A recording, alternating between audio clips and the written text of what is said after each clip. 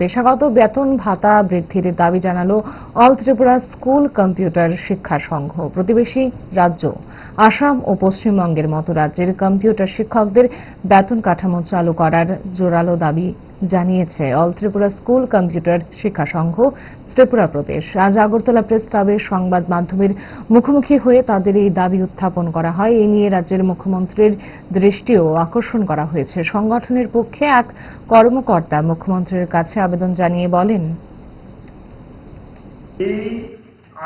প্রথমবার যখন 2021 সালে ফার্স্ট যে ফিসটা নিযুক্ত হয়েছিল, তখন যে টেন্ডারে ছিল বেতন হওয়ার কথা ছিল 15 থেকে 22,000 টাকা।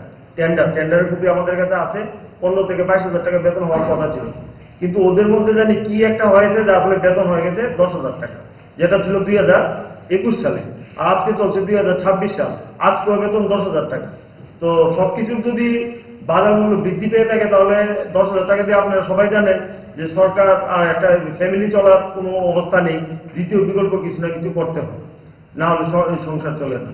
তো আমরা মুখ্যমন্ত্রী মহোদয়ের সঙ্গে দেখা করার জন্য অনেকবার প্রার্থনা করেছি, কিন্তু এখন পর্যন্ত দেখা করে উঠতে পারিনি। দেখা করার উদ্দেশ্য একটাই ছিল যে আমাদের আত্মনাথটা ওনার কাছে পৌঁছানো। হ্যাঁ, যে আমরা যেটা বলবো ওটাই মানতে হবে এমন না, জাস্ট আমাদের আত্মনাথটা ওনার কাছে পৌঁছানো। উনি শুনেননি, কিন্তু কেন্দ্রীয় শিক্ষামন্ত্রী শুনেছেন। আমাদের মানববন্ধনের পর উনি আমাদেরকে চিঠি পাঠিয়েছেন যে এই ব্যাপারে ওনার দপ্তরকে উনি কড়া নির্দেশ দিয়েছেন যে সঠিক পদক্ষেপ নেওয়ার জন্য। কি পদক্ষেপ নেওয়া হচ্ছে ত্রিপুরার আইসিটি ইনস্ট্রাক্টরদের উপর, তার জন্য প্রতিটা স্টেপ ওনাকে জানানো হয়।